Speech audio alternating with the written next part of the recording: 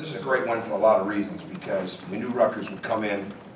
In this league, you can't play anybody by their record or by their stats. You've got to play them by how well they're coached and by the capabilities of their players and what they're capable of doing. And just because the Rutgers guys are new to the Big Ten, they're certainly not new to college basketball, and they're not new to success in the game, you know, especially with Jack and Miles Mack. And I've watched, you watch these guys from high school on, so you know that they have capabilities, and we knew we were going to get a really good Rutgers team, and our guys prepared that way. And it wasn't about the margin of victory, it was about the way that they got better in the game, because we've had a long week, and certainly when you lose a couple games like we did, and you go on the road, and it just messes with you. But we knew that we had to get better. They definitely worked very hard. We had a tremendous practice yesterday. They were ready to go, and we had to grind it out. You know, I hate the word grind, but we had to be really tough today to figure out a way to win it. You know, we had to play. We just had to have a harder exterior. You know, it's not about playing hard. I think everybody does that. Even when you lose, I'd be hard pressed to find a time we didn't play hard. But you've got to be harder to deal with. You've got to be harder to score against. You've got to be harder to stop. You've got to be harder on the glass. And we tried to push a few buttons that would do that, and I thought our guys really responded. And we had some great runs. That run at the end of the first half was a key run for us in this game, and we had different people that were a part of it. You know, when we first started to make the run at the end of the second half, we had 4 freshmen in Troy in the game, and then I think in the last 10 possessions that Rutgers had, we got 7 stops, and that's to me. It's not about passing the eye test. It's not about being beautiful. It's about being productive. We needed to be a more efficient executing offense. In a lot of ways we were. We needed to be a more connected defense. We needed to be better on the boards, and we were. We needed to get to the foul line, and we didn't make some early, but I think we made our last 10. Is that right? Yes. And we made our last 10. And we had guys play through it, and then Miles Mack, we knew what he was capable of. He did it, and then we were able to get that tightened up a little bit. So, as far as the starting lineup, it's a couple different things. I've said for some time we've got numerous guys that I believe can start, and this one was really about, in the case of Stan, it was about the matchup with Kadeem Jack. And in the case of Rob, it was more about bringing. We knew it was going to. We needed to bring fatigue to the game. And we needed to have a better push in the middle of the game. We needed to get, we didn't need to back off our break or back up our early offense in the middle of the first half. And I thought it'd be good to change it up today. I thought it would, and I think there was good response to that. And Troy had a double-double, but he really had an Indiana triple-double because he got 11 deflections. And when Troy's playing that way, that's the Troy Williams that we need to have. And the points to me are a byproduct of his efficiency, his activity, his desire to get to the basket, his desire to deflect and defend, his desire to rebound, the energy that he played with, and usually when he plays like that, he gets the points. I thought Rob came in and made some big plays, but those guys are starters. I mean, they just didn't start today. That's what it is, it's really not any deeper than that. Nobody did anything wrong. It was just a matter of changing it up and going a little bit different. So, go ahead. Okay. Mike? You've talked about this team playing simpler. I guess when they're making a run late in the first half, I guess midway through the second half, did you see that, or was that part of your equation? Yeah, I got to go back and watch what we were running on offense, but we really wanted to make sure that we didn't want, the ball needed to move and it needed to be reversed and it needed to go through the paint. Now we say that every time, right? Well, sometimes that's easier said than done. So we had a little bit more set calls today, and in fact, what we really put the game away on was off of something that we have that we usually don't get to the third pass on, and then all of a sudden, you know, we're executing it throughout the game, and all of a sudden Nick's wide open, and just little spacing things, you know, making the pass one dribble sooner. So yes, I do think, without having the memory of everything that we did at the end of that half offensively, that the ball moved quick, that it moved one dribble early. We had some great back cuts inside of the game. So we definitely cut with a purpose. I mean, there's where Troy's at his best, right? And played with our head up. And it's very, very easy to lose sight that the greatest fundamental you can have on offense is to have vision and to play with your head up. And it's also very easy to, like anything else, if you're not totally focused on that, it's easy to get away from it. And today I thought we played with our head up, and I thought our defensive connectedness was certainly much better at the end of that half. Nick hadn't made a shot. He'd only taken one until he hit those back-to-back threes. Did you have to encourage him to shoot the ball, or is he already automatically locked in? No, I just, every once in a while, only thing I want Nick to know a little bit more is time and score. But we could have come back down, and Nick could have maybe knocked that down 3, 4, 5 more times. And this guy had 18 points in like a couple of minutes in Evansville last year. I mean, he can get it going. What we want him to be is continue to be a complete player. But at the same time, he was a product of his cuts. He was a product of the ball moving, good screening, getting squared up. The only thing I ever say to him about his shot sometimes is, like I said, time and score, and then just his where his body's at, his footwork. Because even great shooters need those reminders now and again. But no, we didn't have to remind him of that. He's out there. We weren't out there to take time off the clock. We were out there to execute offense, and he did a great job with that. You guys had 13 offensive rebounds and just 7 second chance points, I think. How do you execute better after getting offensive rebounds? Well, let me see. I know some of those we put it right back up and in. I'm gonna go with the fact that we had 13 offensive rebounds and say that's a real plus. And I know there were some ones that we got up. I think James shot some right back up when he had some early, and we didn't get those. But I think what we want to continue to do to really be better is when we don't have something right at the paint. Now, the majority of those were right at the paint, if I'm remembering correctly, and we just didn't get them. But if we have something that's outside the paint, we want to do a better job of finding the three. We want to do a better job of sprinting that three. We have not emphasized that this year because the last thing you want to have happen are those guys that are making threes to be waiting for that offensive rebound that never comes, right? So that lineup today, the only guy not going to the offensive board was Yogi. So again, James had an excellent game because he got his game going with the defense and he got his game going with the rebounding, and all of a sudden at the end of the game he's got 20 points. I mean, it's the secret you want everybody to figure out. When you're focused on the things that you can control, the rest of it comes. So we don't want to overemphasize, that three off the board. What we want to do is go get the board and then sprint out if we don't have it in the paint and get that next pass for a three or one more pass and try to even get more threes in the game off our offensive rebounding. But we've got to get the board first. Zach. I know you said there wasn't really any message sent with the starting lineup, but you've talked No, about. I didn't say that. I didn't say there was a message sent. I mean, it wasn't anything other than more than what I said.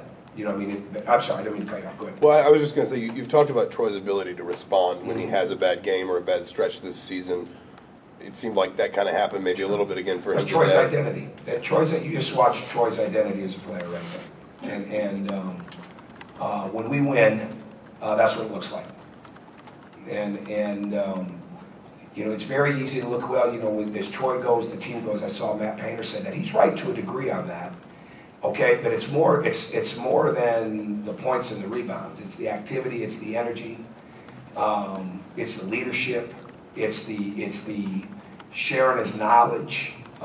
Stephen Bardo said something today at the pregame walkthrough. He said, when did Troy start leading like that? And because he heard him on the court, holding guys like Max or people like that responsible for where they needed to be.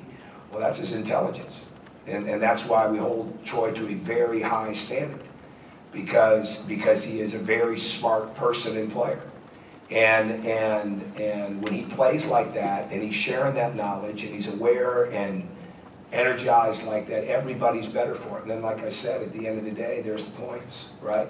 But it's all a byproduct of the energy, the activity, the intelligence, and all those type of things. And we just need to remind him that that's what he does best. I guess this is just sort of a natural part of his growth that to have maybe like a valley or a dip. Sure. To need to come back. Absolutely. It's all understanding. It's very easy to get away from what your identity is. There's a lot of things to read. There's a lot of things to hear. And the bottom line is you got to stay true to it. And that's where the coach comes in. And to me, that's when Troy's at his best. He's smart now. I mean, and like adding to what Steven said, he said, I'd come last year and he said, He wasn't like that then. Well, he grows up. You know, you grow up and you keep pushing him to be at that point. And hopefully, whether Stephen Bardo or somebody else sees that in a year when they're watching a Saturday morning walkthrough as they're preparing to do TV for the game, they see the same thing in some of the younger guys. So we're trying to teach them constantly their responsibility of leadership. And it's not all about rah-rah, and it's not all about backslapping, and it's not all about chest bumping, but it is about carrying it out, using your gifts, using your knowledge, and holding people responsible. You know, transition defense, and we got quiet a couple times on screens, and Miles Mack hit a couple. I mean, the game is always moving at a pace, and if your mind is not around it and your talk is not around it, it's really hard to have your feet and your hands around it. So, I mean, that's what we're trying to continue to learn all the time. It was defense that sparked your runs late in both halves. How do you make that defensive pressure more consistent and have that more often than just, a few minute stretches here and there? You mean today? Yeah, because it was, Because we have won some games in the Big Ten, and we played some decent defense in those games. Right? I'm saying like the stretch of steals in that first half, the 7 stops and 10 possessions. How do you make that, say, a 10-minute stretch instead of a 5-minute stretch? How do you make that more consistent? Get ready for the next game. I don't have an answer to that. I mean, if I had the answer to that, we wouldn't have momentum shifts and swings. I mean, it's just part of it. You just read the game, right? And they did a good job of clamping down. And our communication was better. Our urgency was high. I'll give you an answer. You got to have a high level of urgency. And the higher that you have it, not where there's anxiety and you're rushing and you're, because we've had some plays where we overreact and all of a sudden they get a back cut layup or they get a roll dunk, right? So you don't want that. You just want that urgency of being alert, calling it early, staying in front, chest in front of the ball. It's the basic fundamentals, but it's just doing them time and time again. Tom, you talked about the way Troy responds, the way to adversity or setback, and just the way that the team, do they follow Troy's lead, or is it just the overall? No, we're not someone. I mean, I think they're a pretty connected group. They like each other a lot. They responded. They knew that. I didn't know it when Mike asked the question yesterday, but then heard about it after. I mean, they responded to a teammate's question of toughness, right? I mean, I don't read it, right? I mean, I'm just kind of going what I see, but I mean, they responded to that. So I thought that's good. They work extremely hard. These guys are, without a doubt, if the season ended today, thank God it doesn't, but this would be one of the hardest working teams that I've ever had the privilege of coaching. And they're young, all right? It's also as young or one of the youngest I've ever coached, or been a part of. But they are that hard working. But continue to understand, and that means the whole deal. That means practices, that means extra work, that means getting in the film room and really trying to dive in and do it. The way they work in the weight room, they're a hard-working group. It's just a matter of maturing into the consistency level of how you stay connected in the game and how you stay efficient on the offensive end and how you keep going time and time again to the glass. Those type of things. How do you keep doing it? How do you do the things you do the most, the best? And just keep going at it. And that's what we're trying to make sure they understand, and they're slowly but surely learning that. Okay. Anything else? Coach, on Wednesday night up at West Lafayette, you could tell that the team at times had more of a stagnant offensive pace. Where are you from? From here. Okay, I didn't recognize. Oh, sorry, WIUX. But today you could tell it was more free-flowing. Passes were crisp, everybody was making the cuts at the right time. How do you keep that type of momentum on the offensive end going with a tough contest at Wisconsin upcoming? Well, we're different. I'm not ready to talk about Wisconsin yet, other than they are unbelievably good. I haven't seen enough to have that planned out, but we have to play different ways. I said that at the beginning in the sense of today ended up being more of a possession by possession. Sometimes we created that. Okay, we weren't trying to slow the game down by any stretch. We were trying to execute our offense better. And a couple times we broke that off, and a couple times we subbed for it because that's. What we're trying to get them to understand, that's a pretty good question, I probably should say this more. When is it time to pass, when is it time to shoot? What's the action for? Because we are free-flowing, right? And there were times today we passed up numerous shots. And the fans even responded, I heard a couple of times to that. Rob had a wide open 3 on the wing. Take it, right? We're not trying to get them to not take those shots. We're trying to have it simplified to the point. Make sure that ball's touching the paint, okay? Make sure it's a rhythm shot that you can make. But when it's time to run an action, when we're trying to go inside, okay, because as you know, we don't have a true post-up game per se right now. So we have to get the post-up through different places.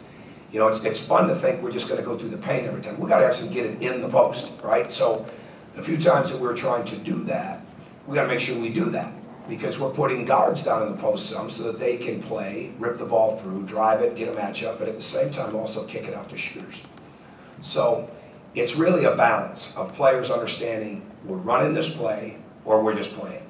And now when we run the play, now it free flows into a lot of movement from there. But sometimes this is what we have to get. And we haven't done a great job of understanding that, because we are letting them play very free. And I let them probably play a lot freer than the coaches on my staff would like to see that be. But bottom line is, I want them to be able to learn through those mistakes, learn through the cuts. Those aren't set plays when Troy Williams is dunking on that baseline.